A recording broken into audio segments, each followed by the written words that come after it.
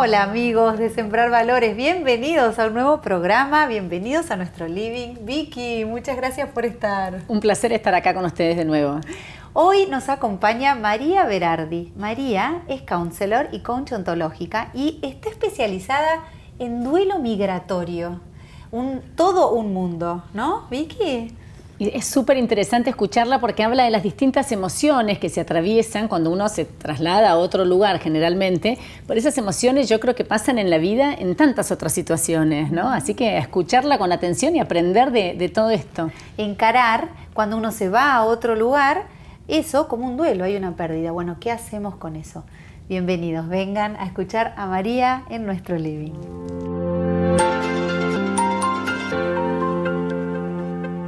Estamos entonces con María Berardi y vamos a sumergirnos en el mundo del duelo migratorio, ¿no? Vicky, gracias María por estar. No, gracias a ustedes por invitarme, un placer poder. Y este concepto, no sé qué te pareció a vos, Vicky, pero esto de duelo migratorio, a uno como que ya lo ubica, ¿no? Y nos ayuda como a repensar un tema que tal vez nunca lo habíamos encarado de esa manera. Bienvenida, María. Quiero decirles, antes de empezar, que la sigan en María Berardi Expats en Instagram. Es apasionante todo lo que estás publicando y cómo hablas de este tema con tanta claridad, de todas las emociones que estos cambios generan en los que se van y en los que se quedan, ¿no? ¿Querés contarnos un poco sobre estas emociones? Sí, por supuesto. Bueno, como recién hablábamos fuera de cámaras, le llamamos duelo migratorio porque en realidad es el mismo proceso que se realiza en cualquier duelo que vivimos. Duelo es una pérdida, o sea, ya sea por la muerte de alguien, por cambio de trabajo, porque me voy a vivir a otro lado, porque cambio de pareja, o sea, cualquier cambio es un proceso que se inicia dentro nuestro que pone en movimiento un montón de emociones. Claro. La verdad que vivimos en un movimiento emocional, ¿no? El tema es qué lugar le damos a las emociones, qué prensa tienen las emociones, ¿no? Por lo menos en mi generación no se hablaba de emociones. Directamente. El mundo venía desde Descartes, pienso luego existe, y la verdad que las emociones había que taparlas. Y hay emociones... O eran malas, ¿no? O eran malas, claro. Entonces, hoy en día, por ejemplo, está muy promocionado la alegría, el entusiasmo, la gratitud, todo es que tenemos que estar hop, hop, hop. Y no se habla del enojo, no se habla del miedo, no se habla de la culpa, no se habla de la vergüenza, de la tristeza.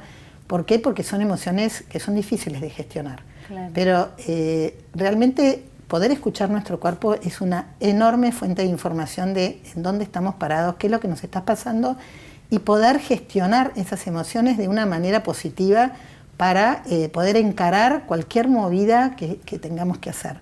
Y es lo más sano para los vínculos, porque cuando uno no lo registra te sale el enojo por otro lado, aunque no quieras, es así, sí, o los celos. Están a nivel inconsciente nos manejan peor, ¿no? Nos limitan. Y hay como una mala prensa de, por ejemplo, de decir está mal enojarse. ¿Por qué? Porque nosotros asociamos el enojo con la violencia, claro, ¿no? Entonces, no me tengo que enojar porque no vaya a ser que me ponga violento, que grite, Y es al revés, o sea, cuanto yo más me doy cuenta de que hay algo que me está enojando, yo puedo gestionar eso, que tiene toda una secuencia de trabajo personal, para evitar llegar a ser violento. Entonces, cuando vemos mucha violencia, ¿no será que, pregunta que me hago, ¿no? Que no sabemos mirar dónde está nuestro enojo?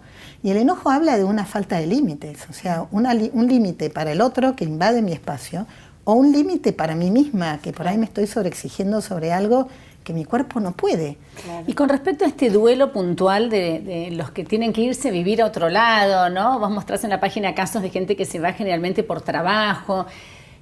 ¿Cuál sentís que es la emoción que aparece en los que se van y en los que se quedan? Así como hay miles, ¿no? Pero bueno, la que primero se puede ver. Sí, en esta secuencia, yo ahora en Instagram estoy hablando de los expatriados por empresa, pero también esto corresponde también a los migrantes, ¿no? Hay algunas variables, pero más o menos es igual.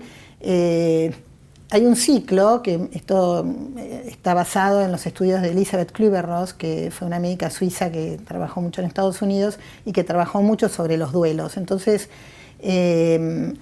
hay como una secuencia más o menos de que nosotros en un primer momento tenemos un shock por la noticia o por la decisión.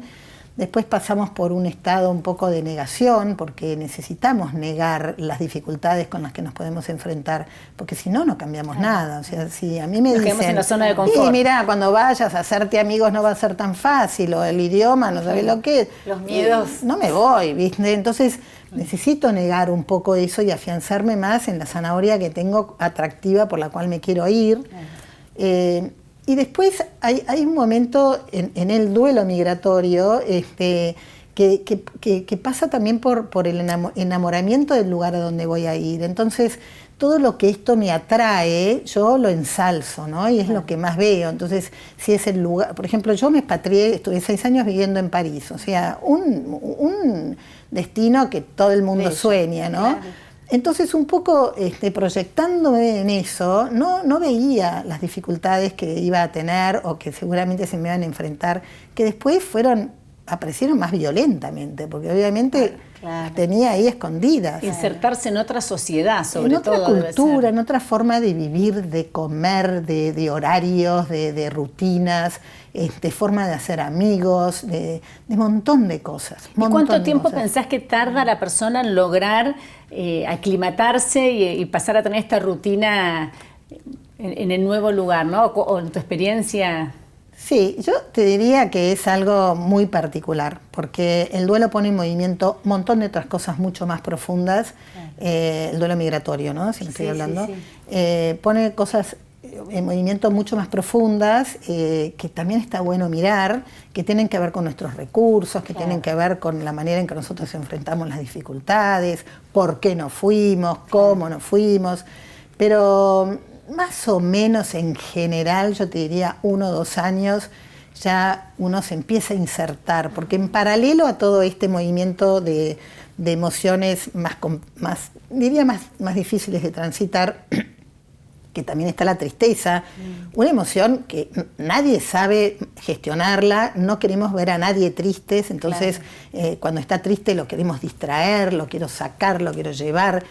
Y la tristeza es una emoción muy rica, porque nos está diciendo que necesitamos guardarnos un poquito para ver qué nos está pasando, qué es lo que perdí, qué fue tan importante para mí que hoy siento que no lo tengo, cómo voy a buscar esto que pude armar, por ejemplo, un vínculo que pude armar en mi país de origen, ¿cómo voy a hacer para armarlo allá? O sea, ¿qué recurso tengo adentro? Si acá lo pude hacer, ¿lo podré hacer allá? Entonces, todo eso requiere de un insight. Y para el insight me cuesta sola. Esto de extrañar también, ¿no? Extrañar. Que deben extrañar y que después cuando vienen de visita lo deben disfrutar el doble, porque si uno registra qué es lo que más extraña, también puedes valorarlo.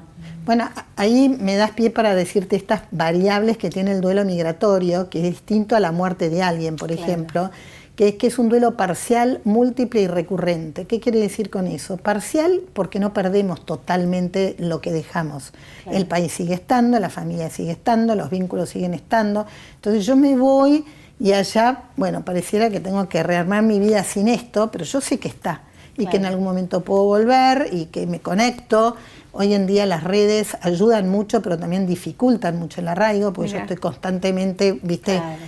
Sí, con mi mente y con mi energía. Claro, y llamo y sé lo que pasa y lo que me pierdo. Entonces eso a veces dificulta el arraigo. Después es múltiple, porque yo pierdo muchas cosas.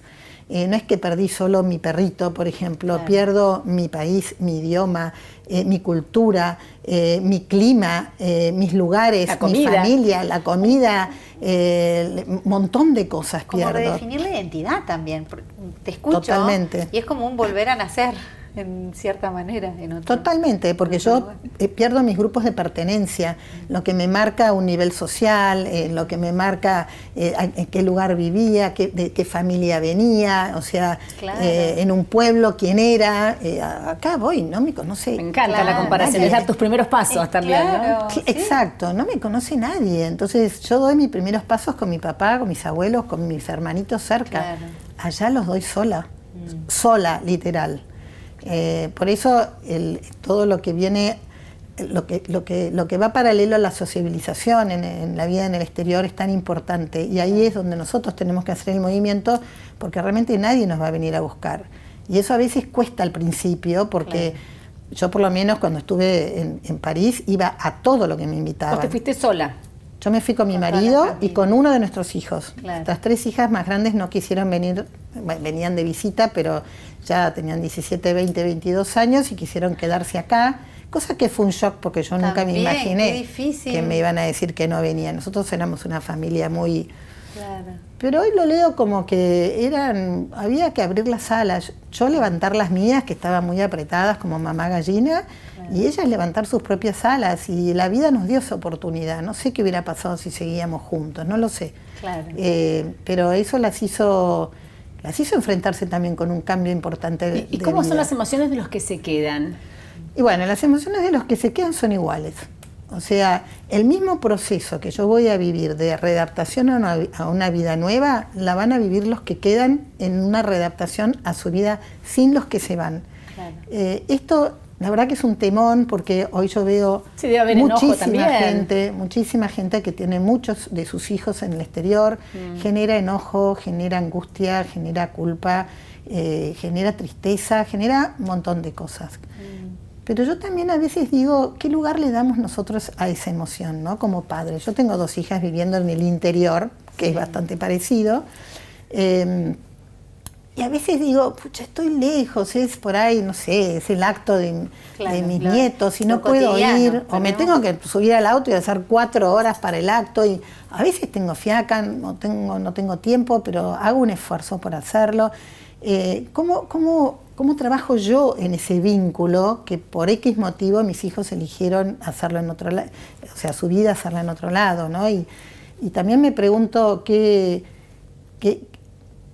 me hace pensar que ellos van a quedar toda la vida al lado mío, o sea... Yo pensaba esto de las salas, que tan gráficamente dijiste, los que se quedan a veces también tienen que soltar a sus hijos para que se vayan, ¿no? Y bueno, la naturaleza es sabia. Yo vivo en una casa afuera y veo los pajaritos que empujan a su pichón del nido. Yo digo, ¿nosotros los empujamos o tratamos de retenerlos? Tienen 40 años y les seguimos diciendo lo que tienen que hacer. O sea, ¿no será que hay que aprender a soltar como padres, a confiar, a dejar que se equivoquen, que hagan su propia experiencia? A veces me pregunto, ¿qué será esto que está haciendo que tantos chicos se vayan? ¿No será que esta vida tan cuidada hace que tengan ganas de probar la vida? Es una pregunta que me hago. También también mirar qué hablamos en nuestras familias, qué hablamos en nuestras mesas. Yo me siento y digo, este país, ay, qué horror, no hay oportunidades. Sí. ¿Qué hablo yo en la mesa? ¿No estoy expulsando también a que ellos se vayan a probar la vida en otro lado? Y también pensar que esto no solamente es lo que pasa en el país, sino que es un movimiento mundial. O sea, esto que a nosotros nos está pasando hace años que pasa en Europa, en Estados Unidos. Lo que pasa es que nosotros tenemos una cultura muy particular, que es difícil encontrar en otros lados del mundo, que somos muy gauchos, esa palabra que no existe en otro lado, ¿no? Somos muy solidarios, por eso cuando nos vamos a vivir al exterior, lo primero que queremos es el grupo de WhatsApp de argentinas, porque nos entienden, porque saben que necesitamos esto de tocarnos, de juntarnos a tomar un mate. Todo lo que hacemos es muy significativo y eso a veces no es fácil encontrar. Entonces eso tampoco ayuda mucho, o sea, ayuda en el primer momento el grupo de los argentinos, pero después nos quedamos muy encerrados, porque en otras culturas no se encuentra eso. Y no es que sea ni mejor ni peor, es distinto. Es distinto, tal cual. Es distinto. María, seguimos hablando, tenemos que ir a un corte, pero retomamos este tema apasionante, de todo lo que se mueve y lo que ocurre cuando alguien se va. Ya volvemos.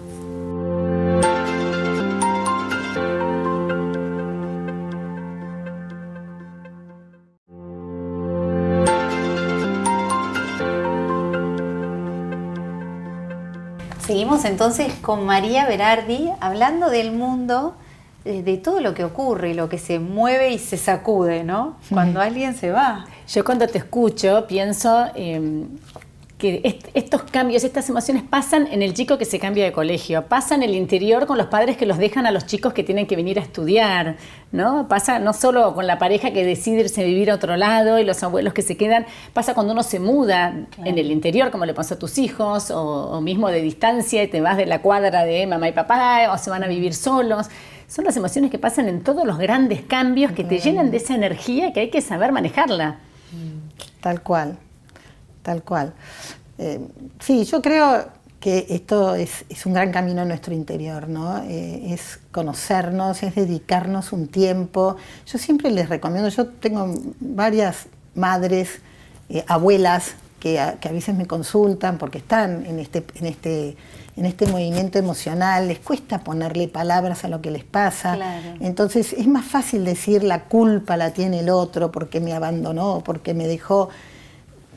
No sé si es así, o sea, yo creo que cada uno tiene una responsabilidad sobre sus actos y con lo que está pasando, ¿qué hago yo de mi vida, no? ¿No será que también yo necesito dedicarme un tiempo a mí misma? Nosotros, o sea, ya la edad útil de las personas está llegando a los 90 años a veces, claro. Entonces, en este periodo de mi vida, ¿qué puedo hacer de mí? ¿No será que es un momento para reinventarme, para darle lugar a cosas que durante un montón de tiempo estuvieron adentro de un placar porque me dediqué a mis hijos? ¿O tengo que suplantar eso por los nietos? Claro. ¿No será que estoy tapando algo, una luz interna que si yo no la saco afuera no la va a sacar nadie? ¿Y qué les aconsejás a los que se quedan, a estas abuelas que extrañan, que vayan a visitar? Está por nacer el nieto. ¿Vamos a visitarlo? Nos quedamos. ¿Es invadir y es meternos en la privacidad de la nueva familia de nuestros hijos o nos necesitan, ¿no? ¿Cómo saber ese límite? Bueno, ¿cómo será preguntarle al otro qué es lo que necesita de nosotros? Claro, más fácil. ¿No? Y preguntarnos a Claro. nosotros qué podemos hacer, porque a veces no es tan fácil tomar un avión y irme para una cosa, irme para la otra, pero a veces la situación lo requiere y por ahí podemos preguntar, o sea, yo tengo muchos casos, y de hecho a mí me pasó, de estar viviendo situaciones difíciles y estar esperando que alguien me preguntara qué necesitaba.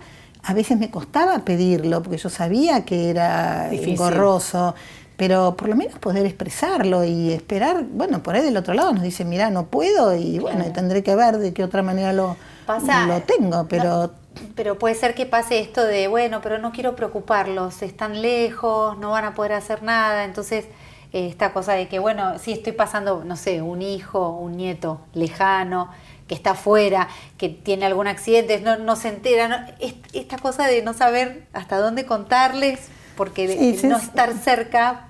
Siempre me hago esta pregunta, en el espacio de quién está a preocuparse por lo que me pasa a mí, ¿tengo necesidad de contarlo? Claro. ¿Por qué lo quiero contar? ¿Lo cuento para, qué sé yo, para que alguien me escuche o lo cuento porque necesito algo del otro? ¿Cómo será preguntarle al otro o simplemente que me escuche, decirle necesito que me escuches, nada más que eso? O sea, aprender a comunicarnos. ¿Cuántas cosas quedan escondidas? Un gran tema de la inmigración, y en este momento está pasando, es las cosas que quedan en secreto. Que no las cuento porque nadie me va a entender. Porque cuando yo le digo que estoy triste, me dicen, pero anda a Champs-Élysées, caminando a la Tour Eiffel. Sí, la falta de empatía, o sea. Sí. Entonces, ¿cuántas cosas quedan encapsuladas adentro mío que tienen una enorme riqueza en el vínculo? Entonces, aprender a escuchar, a preguntar, a comunicar lo que necesitemos comunicar y lo demás, bueno, guardarlo en nuestro interior o hablarlo con personas que sepamos que pueden ayudarnos en ese momento. Claro. A veces esa necesidad la vomito con una persona que sé que por ahí no me va a poder escuchar. Lo peor que hay cuando yo cuento algo es que del otro lado me comparen o me minimicen o me juzguen por lo que estoy diciendo, porque enseguida físicamente uno siente que se cierra algo. Sí, estamos hablando de duelo, pero estamos hablando de las claves de la comunicación para la vida, porque me parece que esto que decís para todos los vínculos humanos, el poder hablar con autenticidad desde nuestro mundo interior y desde lo que uno siente, facilita todo, ¿no? Y yo creo que hoy somos protagonistas de un enorme cambio neuroplanetario en un montón de aspectos y creo que es un gran momento para dedicarle tiempo. Y yo a la gente que queda y que está preocupada y que está triste y que está con un agujero emocional y que tiene miedo de deprimirse, le digo, anda a grupos, juntate con gente, armá tribu con gente que le pasa esto, hablen de lo que les pasa, busca un coach que te acompañe, o sea, busca un lugar en donde puedas ser escuchada, porque atrás de eso hay un montón de cosas, chicas.